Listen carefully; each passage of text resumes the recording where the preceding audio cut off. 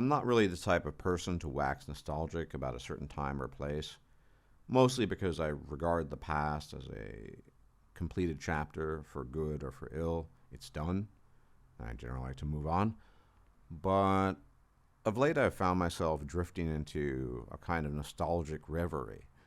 But it's not the standard kind of reverie. It's not a nostalgia about the good old days from decades past. Bizarrely enough, it's a nostalgia about the good old days of a couple of years ago, 2015, 14, 13. And it's bizarre because normally when we become nostalgic about things, we don't generally think in those time frames. You don't think, oh, the good old days back then. Back then only being, in some cases, 6, 7, 8 years ago. But I found myself repeatedly drifting into that state of reverie. And I think I know why. And you probably do too. Things have changed very, very rapidly, culturally and politically. And what I want to talk about today is just how confusing the landscape is politically. Because unless you are always firmly aligned with a particular political view, such as you're definitely right in every respect, or you were definitely left in every respect, the current year politics, frankly speaking, are very confusing. As for myself, I've had different phases, but I've never really been very right or very left. I certainly have never been very traditional or conservative in my values, but I also have never been very progressive. And I think not just for me, but for people more broadly that don't fit a particular category that they would feel comfortable being pigeonholed into, it is just, frankly speaking, bloody confusing describing what one's politics are. And I get this question all the time, what are you? And most of the time I just say I'm politically apathetic or I'm pragmatic.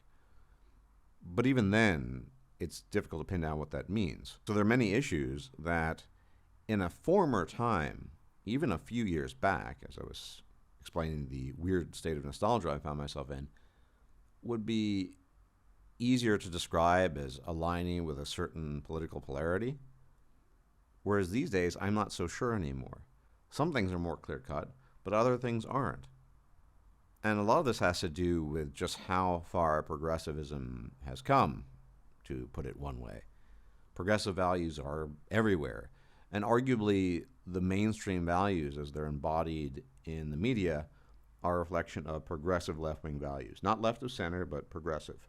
This has led, most obviously, to a crisis of political identity.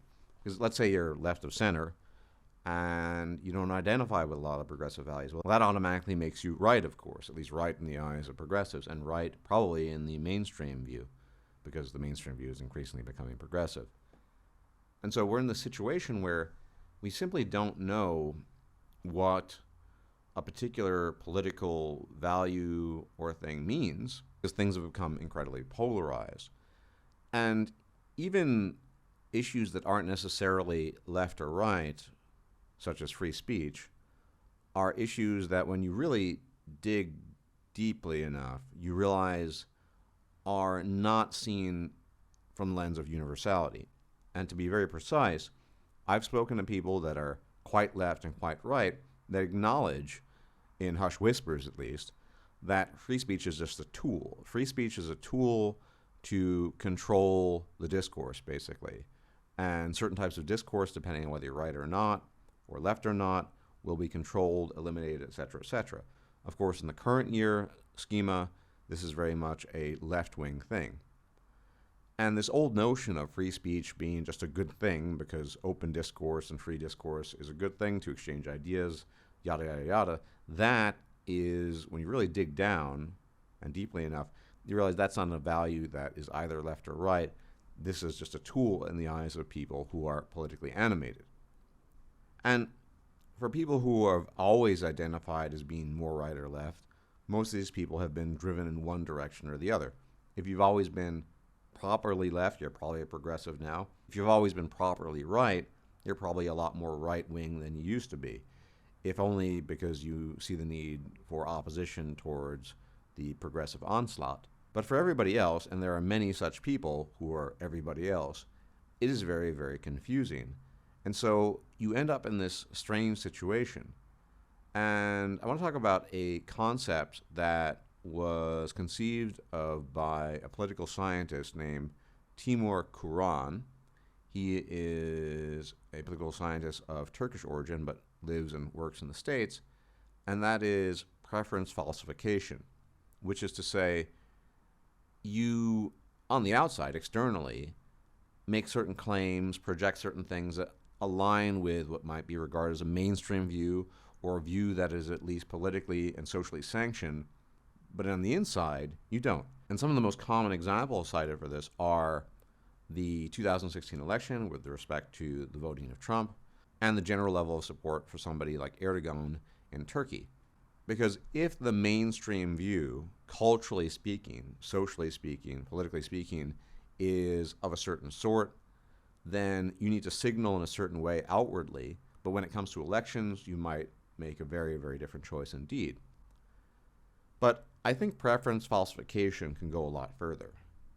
And I think the issue is we are fast approaching a stage where preference falsification is getting turbocharged. And I don't mean just in terms of votes. I mean increasingly an environment, a social and work environment, for example, where whatever your view is, if it's not the sort that identifies with the most progressive of values, then you're going to nod your head regardless. And why are you going to nod your head regardless to those values? In a social setting, a work setting, a scholastic setting, etc. Because you don't want to deal with the penalties that you will accrue if you offer any opposition or if you're honest about what you think and what you believe. And I've already seen this happen. I've known a couple of people involved in tech, and by all accounts, even though they don't necessarily agree with a lot of progressive politics, when they're pressed upon, they nod and go along with it because everything else doesn't work.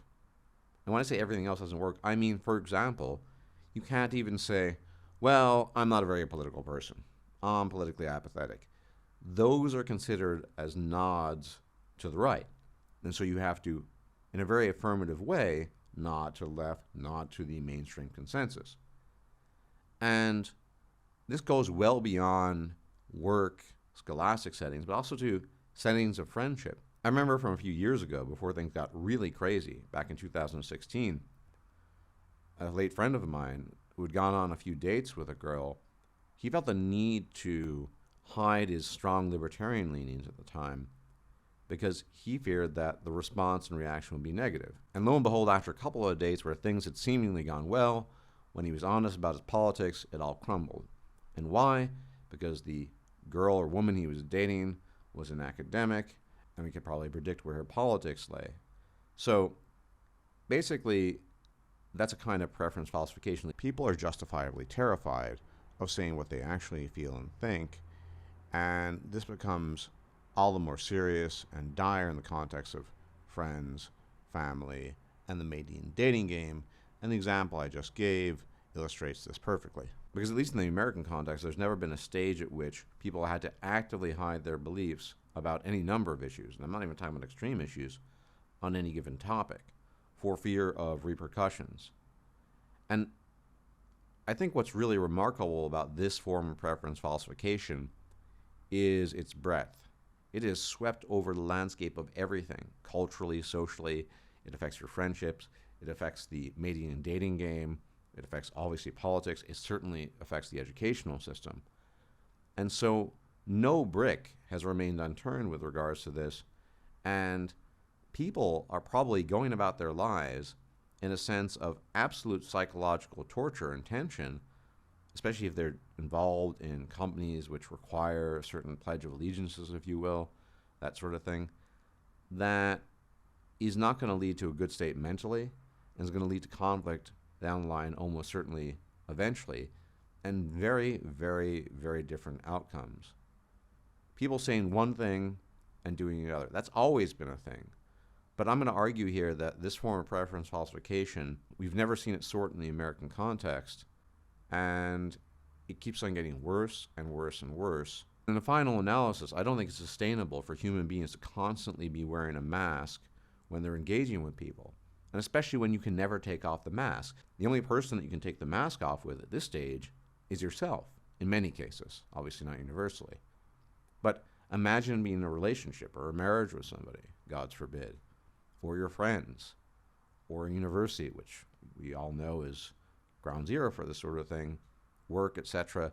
There's basically no refuge where you can just be yourself and just think and speak clearly and honestly. And that's going to lead nowhere good. And I think people should think long and hard about that before they continue pushing forward with things as they currently stand. Because eventually there's going to be some kind of negative blowback, and it's not going to be positive.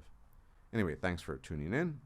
Please like the video, subscribe if you've not yet done so, share the video, hit the bell icon to be informed of forthcoming videos, and as always, if I'm still alive, I'll check you out later. Enjoy your weekend, take care, and may the gods watch over you. Bye-bye. If you liked this video, please like, share, and subscribe. And if you enjoy my content, please consider making a donation or becoming a patron. Thanks for watching.